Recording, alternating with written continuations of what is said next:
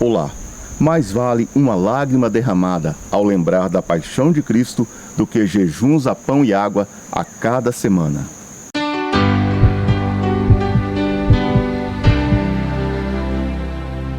Temos, portanto, um grande sacerdote que penetrou nos céus, Jesus, Filho de Deus.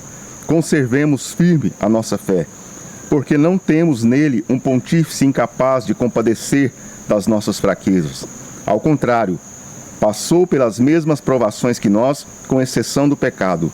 Aproximemo-nos, pois, confiantemente do trono da graça, a fim de alcançar misericórdia e achar a graça de um auxílio oportuno. Sexta-feira da Paixão, Paixão de Cristo. Vamos meditar um pouco sobre o que significa para nós esse dia, o que nós celebramos, a grandeza daquilo que é celebrado no dia de hoje. Primeiramente, paixão, todo mundo sabe o que é, né? É um sentimento intenso que a pessoa sente, que quando está fundamentada num amor verdadeiro, é mais forte ainda.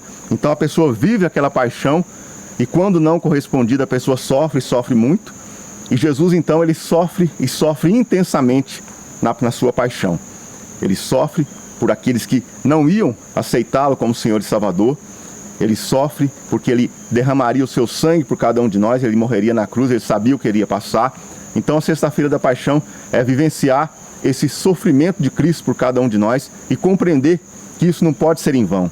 Que quando Jesus suou sangue, né, os poros da pele dele chegaram a estourar, e cientificamente isso é comprovado, que quando uma pessoa está passando por uma agonia tremenda, uma agonia muito grande, ela pode chegar a suar sangue. Então a agonia de Jesus foi intensa, foi tão grande que nós não somos nem capazes de imaginar, porque ele sofreu uma paixão não só por uma pessoa, por uma única pessoa, como muitos já sofreram, quem sabe você aí do lado já sofreu essa paixão, e é um sofrimento intenso que muita gente, né, entra na bebida, muitos se desesperam, alguns se matam em nome da paixão. E Jesus, ele sofreu intensamente, não só por uma única pessoa, mas por toda a humanidade o Senhor sofreu. Por isso, ele chegou a suar sangue. O sacrifício de Jesus não pode ser em vão por cada um de nós. Nós temos que acolher a grandeza desse sacrifício, porque ele morreu a nossa morte para que nós possamos viver a vida dele. É muito simples de entender, a partir de uma comparação, o que significa o sacrifício de Jesus por nós, né?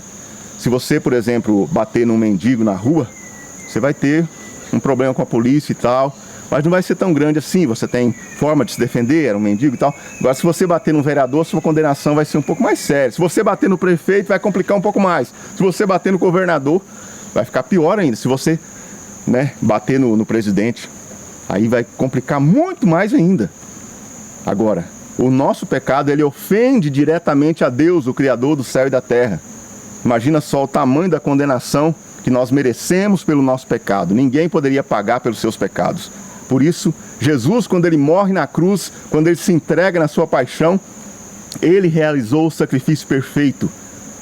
Na época de Jesus se matava animais, né? Se oferecia ali no templo para derramar seu sangue, cordeiros, né? E Jesus é o Cordeiro de Deus, aquele que tira o pecado do mundo, porque ele realizou esse sacrifício perfeitíssimo por toda a humanidade. Por isso, a partir da pessoa de Cristo, a partir do sacrifício de Jesus, nós temos o perdão, nós temos a salvação.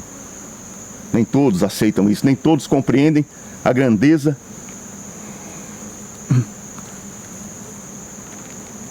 Na época de Jesus, milhares de pessoas morriam na cruz. Os humanos, eles matavam os criminosos ali, pessoas que cometiam um homicídio, um roubo, uma rebelião, um traidor, enfim. Eles condenavam essas pessoas à crucificação. Houve um período até que dizem que chegaram a matar 6.000 pessoas num único período ali, porque realmente isso acontecia demais, né? Então as pessoas eram condenadas à crucificação, eram crucificadas geralmente nuas, por isso diz a história que Jesus pode ter sido crucificado nu, e ali na cruz a pessoa ficava por dias, quando a família não pedia o corpo, o corpo da pessoa apodrecia na cruz e os urubus consumiam aquela pessoa ali. Então a crucificação era algo terrível, vergonhoso, extremamente vergonhoso, um sofrimento extremo. E o próprio Deus se fez homem e se colocou nessa condição de assumir uma realidade de um pecado que ele não tinha. O inocente foi condenado para que nós pudéssemos ter o perdão dos nossos pecados. Que nós não desprezemos a paixão de Cristo, mas que nós possamos acolher de todo o nosso coração a grandeza da paixão do Senhor e aproximar o nosso coração, a nossa alma, todo o nosso ser desse trono da graça do qual a palavra diz hoje. Jesus é esse sacerdote perfeito. Jesus, ele está no seu trono de graça para perdoar todos os nossos pecados. Por isso, coloque o seu coração agora diante da grandeza e da misericórdia de Deus, repetindo comigo: Senhor Jesus, eu me aproximo nesse momento do trono da graça, do trono da salvação. Eu me aproximo, Senhor, eu coloco a minha alma e todo o meu ser diante desse trono grandioso e maravilhoso. Acolhei-me, Senhor, perdoai os meus pecados, conduzi a minha vida e todo o meu ser para a salvação eterna.